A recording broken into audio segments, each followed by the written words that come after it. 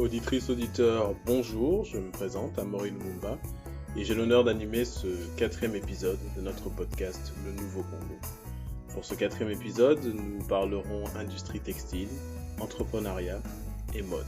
Pour ce faire, nous avons avec nous deux éminents invités qui se démarquent tous deux par leurs activités dans le secteur.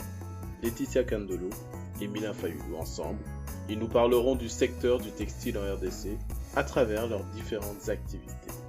Alors je vais peut-être commencer par vous présenter rapidement. Laetitia Kandolo, tu es la fondatrice de la marque de prêt-à-porter congolaise Uchawi, basée à Kinshasa, et tu es également consultante mode internationale. Après des études à la prestigieuse école de mode S-Mode à Paris, tu as fait tes armes auprès d'artistes de renom, tels que Rihanna, Madonna, Beyoncé, Kanye West et Fally Ipupa pour ne citer que. Quant à toi, Mylin, tu es un serial entrepreneur basé à Miami. Tu es à la tête de ta propre holding, Meminef International. À travers elle, tu as mis sur pied Eben Cosmetics, une société de produits de beauté naturelle dédiée à la population noire, Flash Stay, une entreprise d'immobilier technologique, et plus récemment Congo Clothing Company dans le textile, et qui sera donc l'objet des conversations d'aujourd'hui.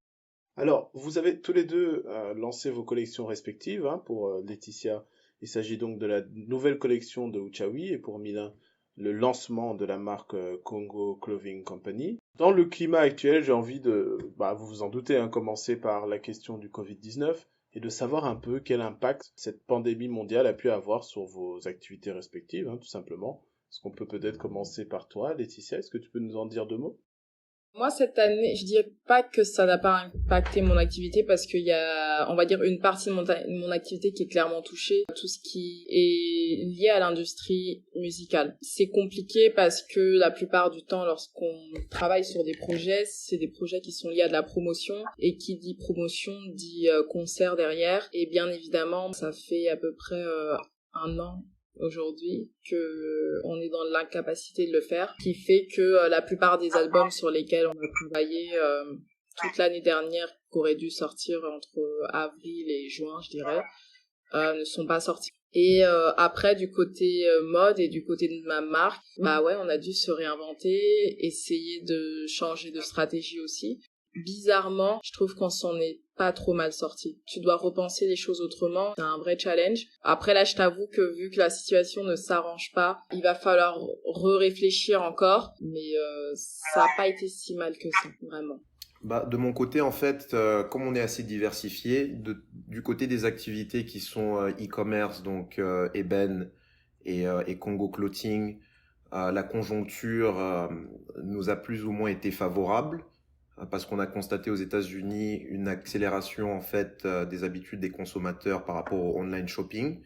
Et comme nous, on avait une stratégie de présence uniquement en ligne, on va dire que le Covid nous a plus ou moins été favorable. Donc en ce qui concerne les cosmétiques, on a vu quand même une augmentation des ventes dans le courant de l'année 2020. On a lancé Congo Clothing Company en fin 2020 et pour l'instant, on est assez satisfait des chiffres. Donc nous, en fait, de manière assez ironique, la pandémie a bénéficié à toutes nos activités de e-commerce. Dans l'immobilier avec FlashT, encore une fois, on a eu beaucoup de chance parce qu'on est basé dans l'État de Floride où notre gouverneur Ron DeSantis a pris une attitude assez laxiste par rapport au Covid. Il a eu une politique de promotion, on va dire, du climat et de la santé économique des opérateurs. Donc tout est ouvert plus ou moins, les bars, les clubs, les restaurants, ce qui fait qu'on bénéficie en fait de l'afflux des gens qui viennent de New York, Chicago, Los Angeles.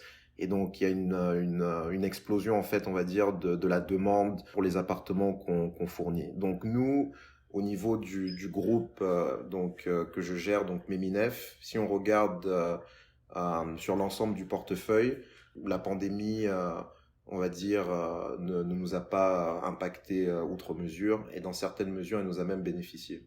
Ok, donc les choses n'ont pas été si compliquées que ça pour vous. J'imagine que vous êtes quand même pressé que les choses reviennent à la normale, que vous puissiez recommencer à voyager, etc. Et en parlant de voyage, d'ailleurs, j'aimerais m'adresser à toi, Laetitia, parce que Tu es un peu comme une ambassadrice de la mode congolaise, hein, finalement. Si tu refuses ce titre, je me propose le temps de cette question de t'introniser en tant que tel. Mais dis-nous un peu, quelle est la réputation de la mode congolaise dans le monde? Est-ce qu'on nous voit toujours comme des sapeurs, des personnages un peu extravagants et hauts en couleur? Est-ce que les choses ont évolué? Bah, j'ai envie de te dire, malheureusement, oui, on nous voit encore comme des sapeurs parce que je pense que on n'est pas un pays ayant une industrie textile réelle. On n'est pas, tu sais, comme les pays de l'Afrique de l'Ouest qui ont une réelle histoire avec tous les tisserands qui sont là depuis très longtemps et qui sont là encore jusqu'à aujourd'hui. Nous, on n'a pas cette industrie ici, sur place. Donc, ça nous fait déjà un point en moins.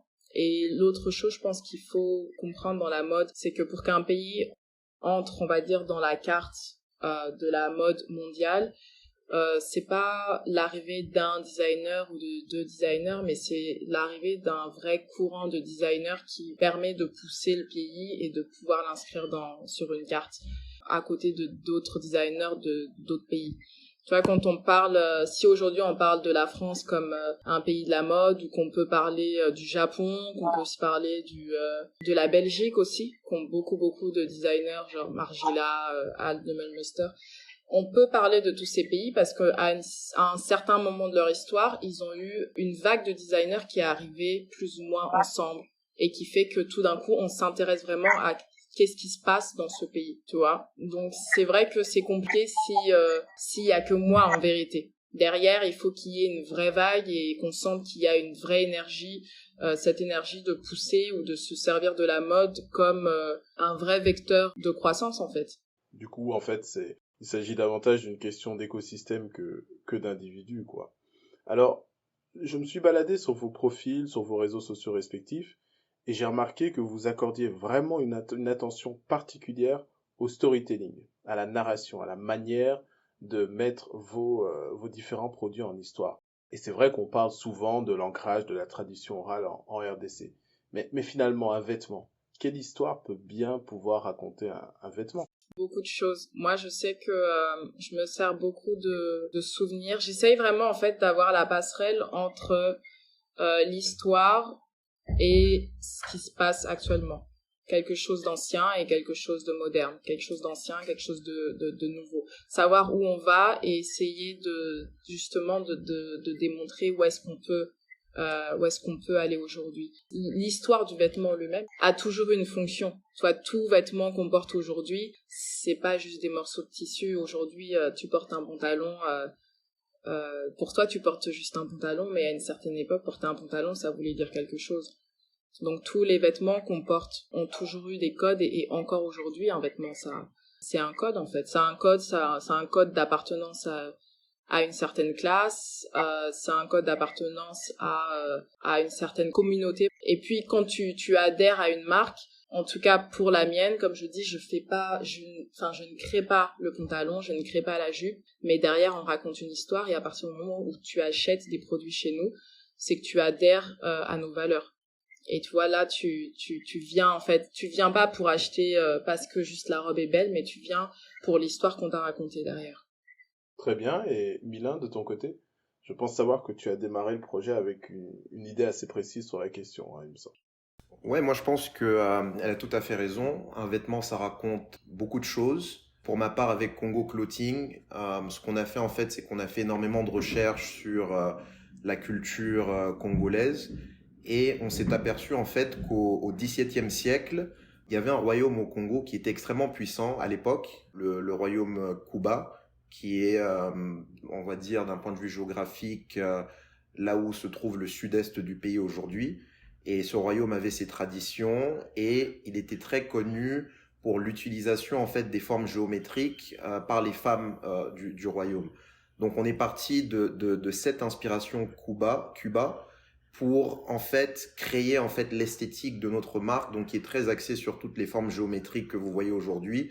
Donc notre logo est une bonne illustration de ça, c'est un zigzag, donc en fait qui fait écho à cette culture-là. Et comme disait Ticia tout à l'heure, on se pose toujours la question de comment allier le passé au présent. Donc dans notre cas, on a pris ces formes-là et on les a alliées en fait à notre problématique, donc qui est le viol de guerre au Congo.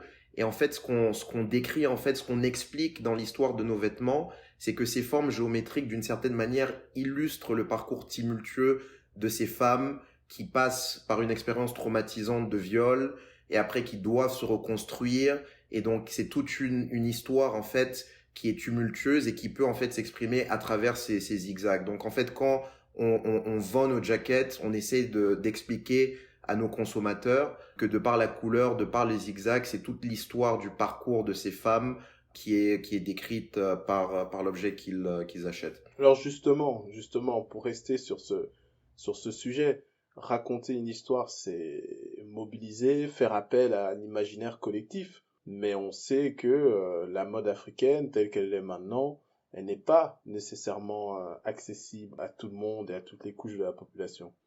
Alors je vais être un peu taquin. Est-ce que la mode africaine, finalement, est-ce que ce ne serait pas une affaire de jeunes Africains fortunés ou alors de touristes blancs en manque d'exotisme? Quel est votre positionnement sur cette question? Moi, je pense pas. Je pense que il faut voir tout ça dans un contexte global. Il faut voir tout ça dans un contexte, en fait, d'échange entre les cultures.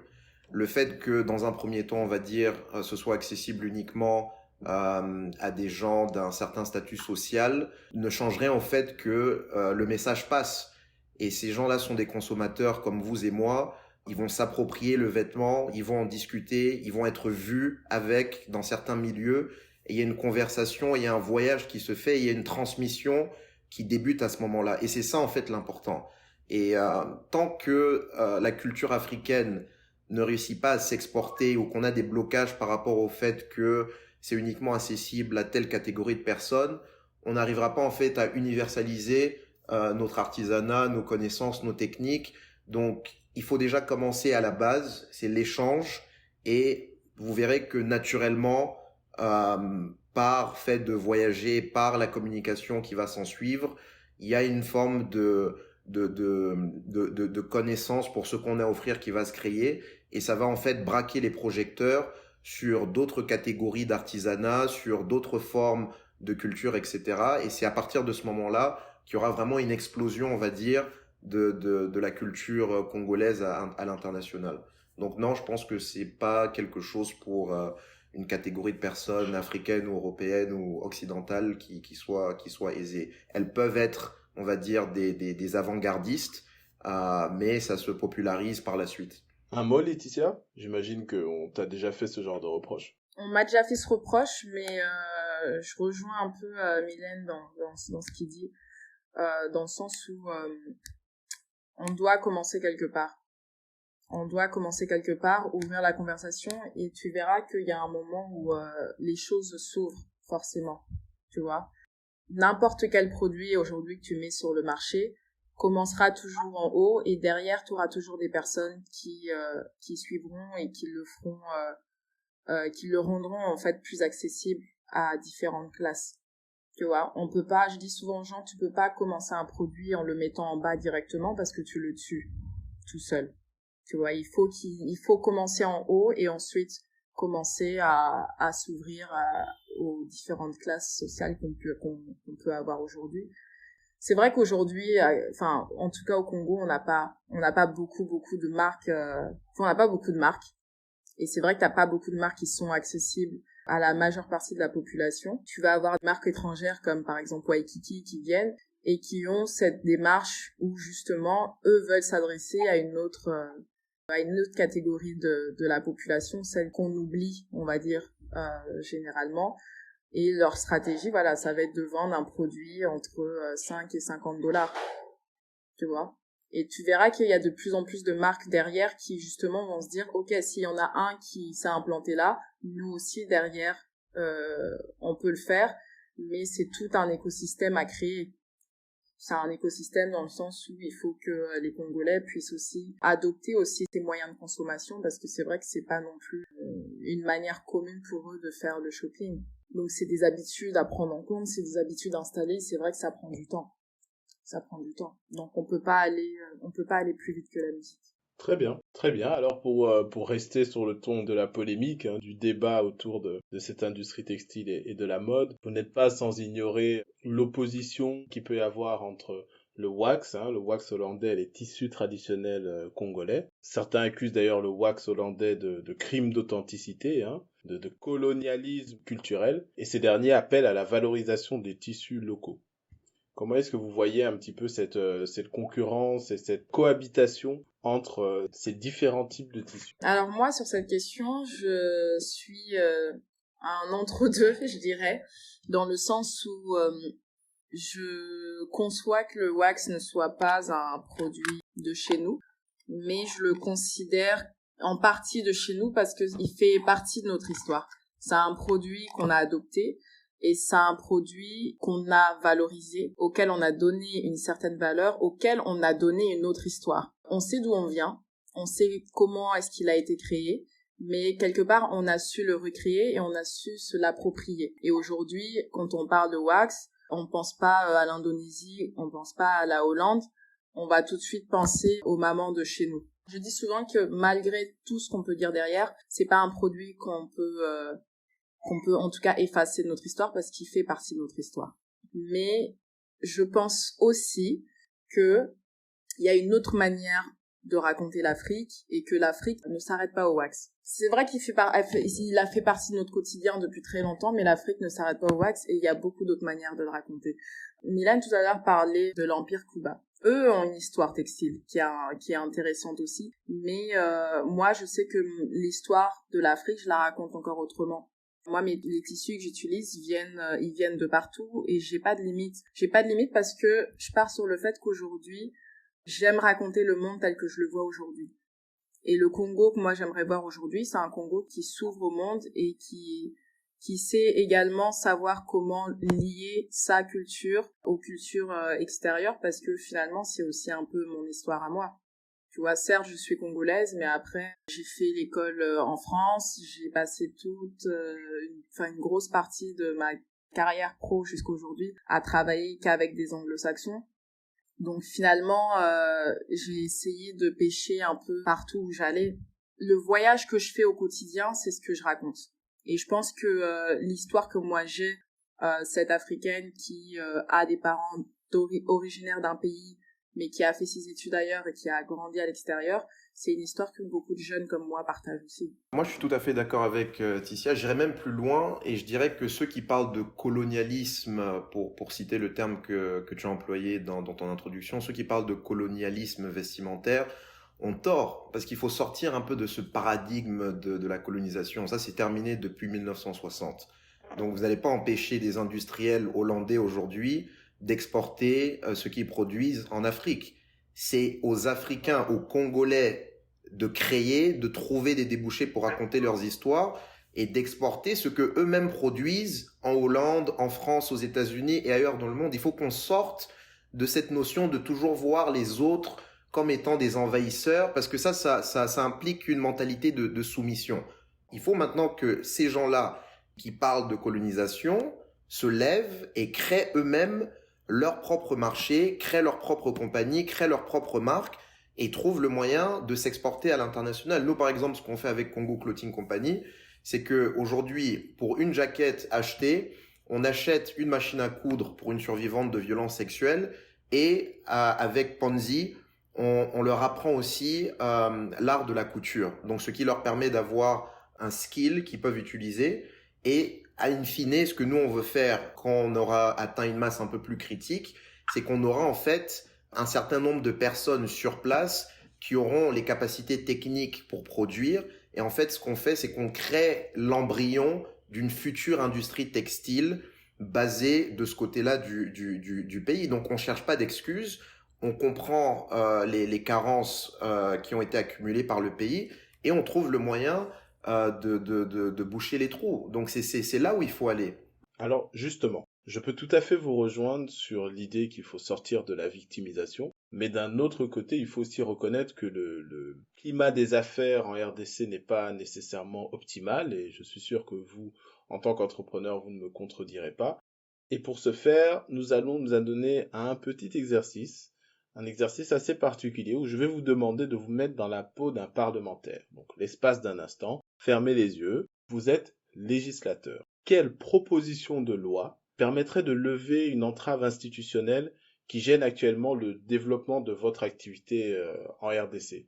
D'avoir pas mal de choses qui vous viennent en tête.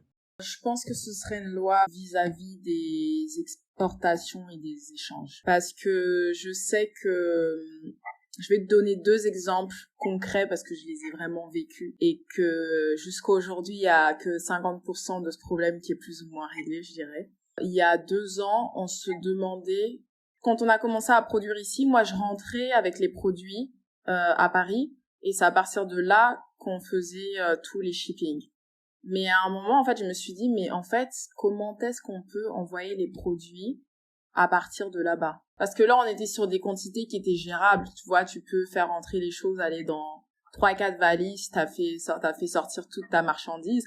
Et ce qui était drôle, en fait, c'est que tu vois que quand les gens vérifiaient les valises, déjà, ils voyaient que c'était de la marchandise, mais ils le laissent sortir du pays. Ils se posent pas vraiment la question, de 1. Et de 2, à un moment, on se demande comment faire sortir la marchandise du pays. Et du coup, on commence à approcher différentes agences qui, du coup, elles font importer des produits, différents produits.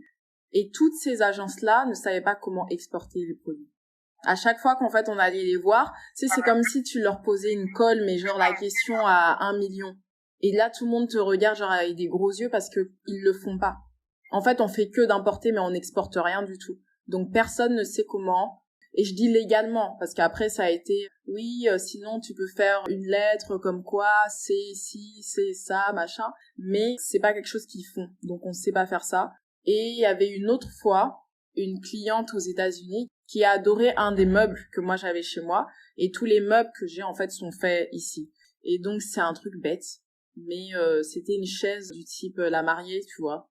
Et du coup elle en voulait une vraie, pas une chaise qu'elle a trouvée chez un revendeur américain ou non, elle voulait une vraie chaise et donc je lui fais c'est vrai qu'il coûte ici, ça coûte pas très cher et tout, mais en fait pareil, personne ne sait comment faire sortir cette chaise pour qu'elle arrive aux États-Unis. Et là tu parles à tous les transporteurs, ça devient genre un casse-tête pas possible et au final on n'a jamais pu le faire. Les exportations de ce pays, c'est très très très très très compliqué. L'exportation de la chaise, elle était genre à $500 toute seule, sans avoir payé la chaise, tu vois. Donc ouais, moi je pense que ce serait quelque chose sur l'exportation. Et aujourd'hui, on a trouvé un deal avec DHL, parce que DHL font, en tout cas sur plusieurs pays africains, j'ai compris qu'ils le font, ils font des tarifs préférentiels aux commerçants, ou en tout cas aux marques qui produisent dans le pays. Donc quand t'as un made in qui correspond au pays où ton DHL est installé, t'as le droit à un tarif commercial. Donc du coup, on a commencé il y a que quelques mois maintenant, mais maintenant du coup on fait des envois avec DHL. Quand on a commencé à envoyer, du coup, des fois on traque les produits pour savoir à peu près où est-ce qu'ils vont. Et on a fait partir, je me souviendrai toujours parce que c'était assez drôle, on a fait partir 2 produits en même temps. Un qui allait vers Paris, l'autre qui allait vers l'Afrique du Sud. Celui pour Paris arrive plus vite que celui pour l'Afrique du Sud. Parce que celui d'Afrique du Sud, comme en fait on n'a aucune loi sur les échanges, le produit qui doit aller en Afrique du Sud remonte à Lagos. De Lagos, il remonte à Bruxelles. Et c'est à partir de DHL Bruxelles qui part à Johannesburg. Ticia m'a un peu arraché les mots de la bouche. Donc moi, si j'étais législateur, je me focaliserais sur cet aspect-là, donc l'exportation. Donc en fait, on apprend à travers les multiples péripéties auxquelles elle a dû faire face qu'il n'y a pas en fait de cadre pour l'export au Congo. Donc on est tellement habitué à l'importation qu'on n'a même pas pu développer un cadre réglementaire pour l'exportation. Et c'est très grave. Et ça montre en fait toute la mentalité aujourd'hui dans ce pays qui est axé sur l'import. Et vous aurez des gens ensuite qui vont vous dire que on subit le colonialisme vestimentaire ou toute autre forme de colonialisme. Donc non. Donc la première chose, c'est de mettre en place un cadre législatif, un cadre réglementaire. Ensuite, il faut mettre en place une infrastructure logistique parce qu'aujourd'hui, Dieu merci, il y a des compagnies comme DHL qui sont présentes partout dans le monde, mais le Congo en tant que pays devrait aussi avoir une infrastructure logistique qui permettrait à ces entrepreneurs de pouvoir exporter leurs marchandises à l'international. Et puis, une fois que ce cadre est mis en place, il faudrait aussi une forme d'éducation de tout l'écosystème administratif pour qu'on arrête cette mentalité, en fait, de taxer de manière informelle les gens qui essayent de se débrouiller, les gens qui essayent de faire avancer l'économie. Parce que, je vais vous donner un exemple, on a vu des scènes surréalistes par rapport à l'examen le concours d'entrée pour devenir douanier. Pourquoi? Vous avez des milliers et des milliers de personnes qui se pressent sur ces postes-là parce que dans l'imaginaire collectif, c'est un endroit stratégique pour soudoyer de l'argent aux commerçants. Donc tout le monde veut devenir douanier, tout le monde veut aller dans les ports d'entrée et de sortie des marchandises. Donc il faut qu'on change cette mentalité en plus de mettre en place un cadre réglementaire. Et là, ça va fluidifier les échanges. Et ensuite, finalement, je conclurai sur le fait que un des problèmes qu'on a aussi au niveau de l'Afrique en général, c'est un problème qui est général à l'Afrique, c'est qu'il n'y a pas en fait de zone de libre-échange. Aujourd'hui, le problème est en train d'être réglé avec la ZLECA, la zone de libre-échange africaine, même s'il y a plusieurs problèmes par rapport au fait que certains pays vont subir de la concurrence, on va dire, déloyale d'autres pays, etc. Je me fais beaucoup de soucis pour le Congo, mais je dis ça parce que c'est ça en fait qui explique que le paquet qui devait aller en Afrique du Sud, ce que Laetitia expliquait, a dû finalement remonter à Lagos, remonter à Bruxelles, et de Bruxelles, il est redescendu en Afrique. C'est impensable, mais ça s'explique par le fait qu'il n'y a pas d'accord d'échange, par exemple, entre la RDC et l'Afrique du Sud. Et c'est impensable, alors qu'on est dans la SADC, alors qu'on est dans une zone géographique proche. Donc, il faut définir les cadres et il faut aussi changer les mentalités. Je rejoins totalement ce qu'il a dit, c'est complètement impensable. Et c'est vrai que quand tu n'es pas forcément dedans, c'est pas des choses que tu imagines en fait. Tu le vois pas, quand tu n'es pas de l'intérieur, c'est pas des choses que tu imagines. Mais enfin, tu sais que il nous manque beaucoup de choses, mais ça va très loin. Alors, vous avez tous les deux des activités à l'extérieur de la RDC, et finalement, rien ne vous contraignait véritablement à développer des activités en RDC. Pourtant, vous l'avez fait. Est-ce que c'est parce que vous considérez que l'entrepreneuriat a un rôle social aussi? Tout à fait. Je pense que l'entrepreneuriat a un rôle social à jouer. C'est l'entrepreneuriat qui crée les emplois. C'est l'entrepreneuriat qui met de la nourriture sur la table des ménages. Et donc, d'une certaine manière, l'entrepreneuriat est beaucoup plus important que la politique. Tout ce qu'on demande aux politiciens en tant qu'entrepreneurs, c'est de mettre en place des structures, un cadre réglementaire qui nous permette d'opérer sans tracasserie pour qu'on puisse faire notre travail, pour qu'on puisse s'étendre à l'international et créer des emplois, c'est tout. Moi, je pense que dès que le Congo va sortir de cette logique de voir la politique comme étant le centre d'intérêt prioritaire pour le pays et qu'on va commencer à donner beaucoup plus d'importance aux gens qui créent de la valeur, c'est à ce moment-là que le pays va véritablement amorcer son développement. Non, je pense que il a résumé parfaitement parce qu'on se rejoint plus ou moins sur les idées. Après, ça prendra le temps que ça prendra malheureusement, mais je pense que c'est un cap qu'on est obligé de passer de toutes les manières. L'autre truc aussi, je pense qu'il faut pas oublier, c'est que finalement l'entrepreneuriat, on n'avait peut-être pas mis un mot dessus avant, mais ça a toujours fait partie de notre culture. La majorité des Congolais sont des entrepreneurs. Alors, toujours sur cette question sociale, Mylin, tu as un partenariat avec le docteur Mukwege, prix Nobel de la paix, je le rappelle. On a envie de te demander comment est-ce qu'on approche un tel personnage et surtout, pourquoi est-ce que c'était si important pour toi qu'il rallie ce projet? Alors avec Congo Clothing Company, on a toujours eu pour objectif de faire un projet qui était bien évidemment mi-entrepreneurial et mi-social. Et on a regardé un peu les problématiques qui se posaient au pays. Et moi, la problématique du viol de guerre, du viol des mamans, du viol des jeunes filles, m'a semblé comme étant la plus importante. Parce que c'est, je pense, la clé de voûte de beaucoup de problèmes. Une société qui ne respecte pas ses femmes ne peut pas se développer. C'est aussi simple que ça. Donc, si on en est toujours aujourd'hui au XXIe siècle, à un stade où des jeunes filles sont violées, des mères sont violées de manière barbare, je pense que ça sert même à rien de commencer à discuter investissement, entrepreneuriat, etc.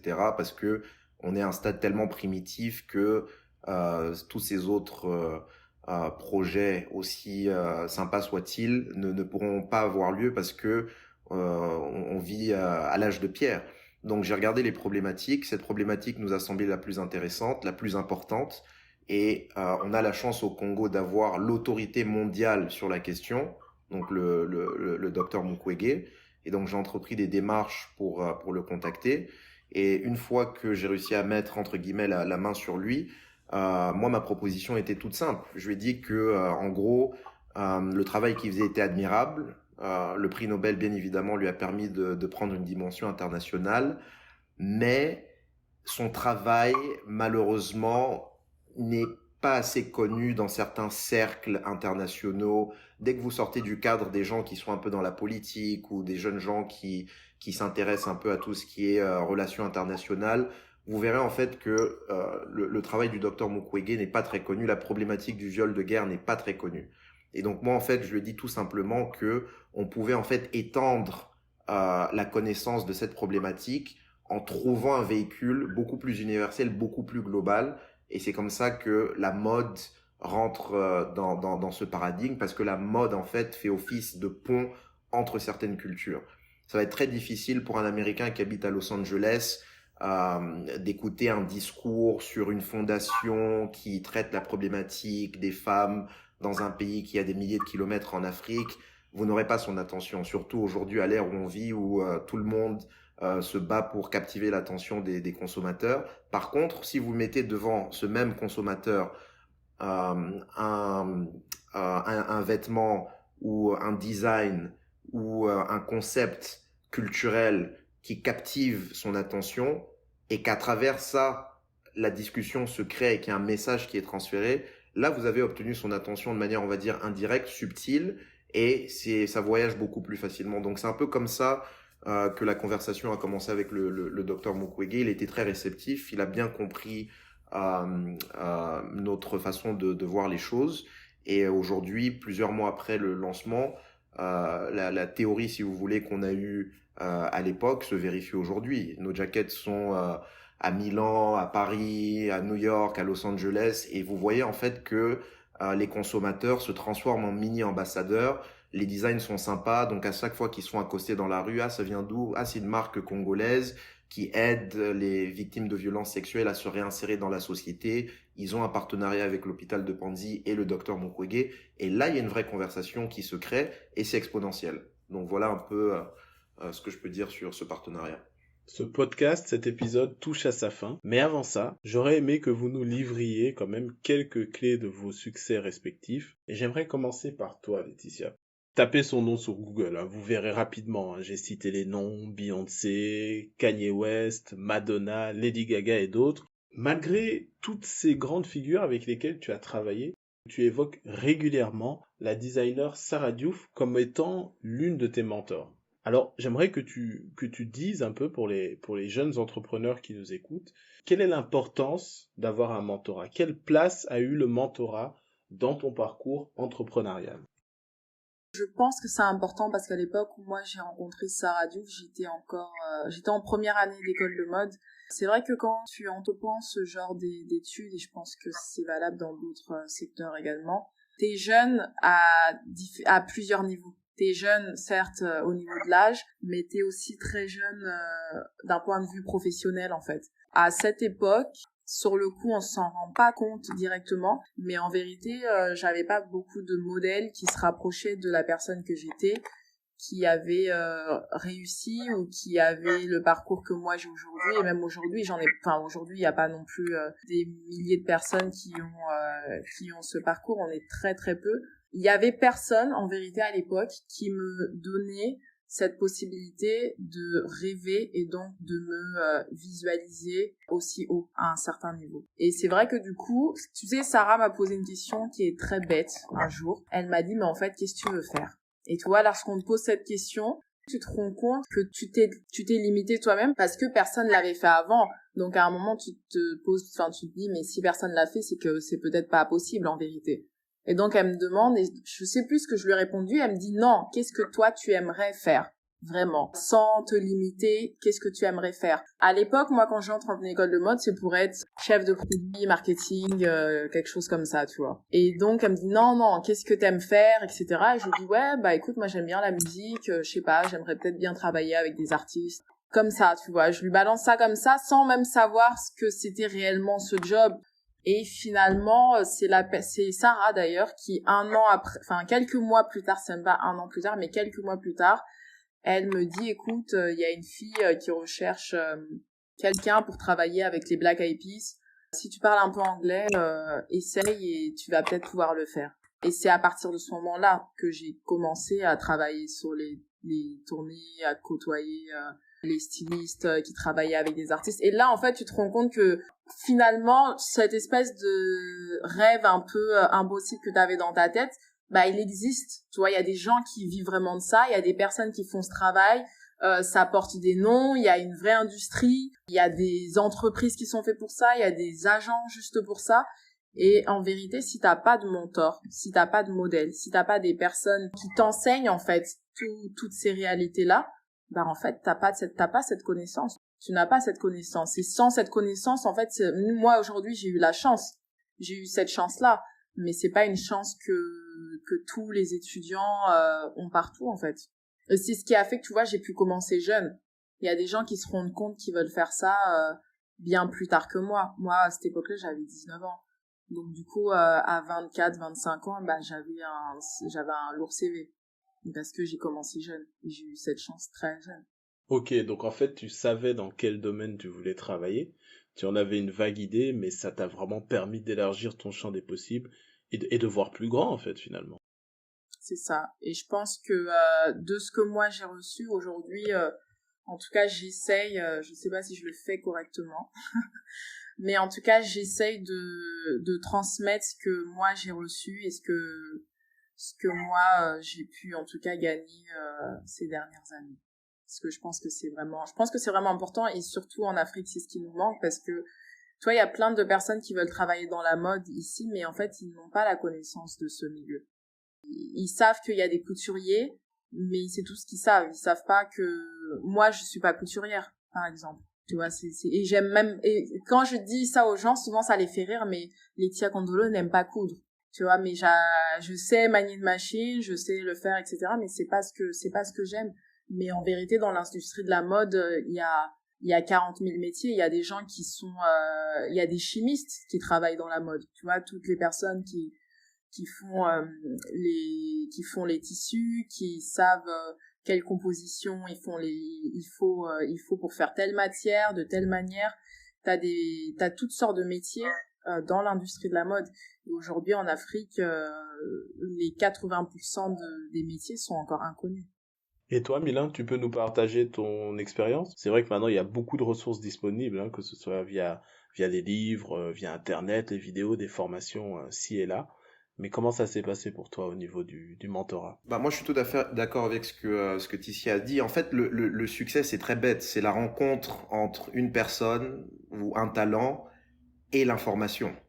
C'est aussi simple que ça. Et malheureusement, aujourd'hui, l'Afrique, et on en a parlé un peu tout à l'heure avec les problèmes d'exportation, par exemple au Congo, l'Afrique n'est pas connectée. Donc, vous avez un océan de talents qui est là, qui cherche, mais qui n'a pas nécessairement un accès facile à l'information. Et c'est ça, en fait, la véritable tragédie du continent. Et c'est vrai qu'effectivement, aujourd'hui, avec Internet et avec certaines ressources qu'on peut trouver en ligne, ça permet en fait de nous sortir, on va dire, entre guillemets, du noir.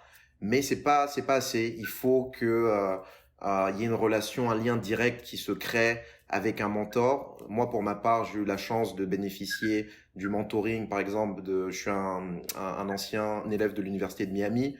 L'Université de Miami a énormément de ressources pour les étudiants qui veulent devenir entrepreneurs.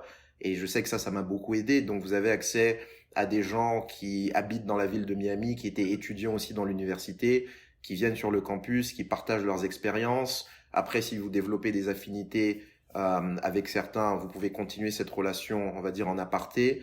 Donc, moi, je sais que ça, c'était une bonne introduction au mentoring pour moi. Et après, de fil en aiguille, dans la ville et dans le milieu, en fait, des affaires, j'ai rencontré des gens qui aujourd'hui font office de mentor. La relation entre un mentor et on va dire son apprenti, c'est tout simplement la relation entre quelqu'un qui a accompli, on va dire, un certain degré de succès et qui peut vous aider en fait à naviguer vos doutes et vos peurs parce que il les a vécus. Donc c'est tout simplement quelqu'un qui peut vous dire que ce sont des sentiments tout à fait normaux. Moi aussi je suis passé par là, tu n'es pas le seul, n'aie pas peur, ça va aller. Voici quelques astuces pour que tu puisses t'en sortir. Et ça change énormément de choses. Et c'est tout bête, hein. Laetitia, Mylin, merci pour ces échanges. Je pense qu'ils ont été riches, que le débat s'en est trouvé enrichi. Vous avez su être force de proposition et je pense que plus d'un ont été inspirés par vos parcours respectifs dans l'entrepreneuriat. Je vous souhaite bonne chance et à nos auditeurs, je vous dis à très bientôt.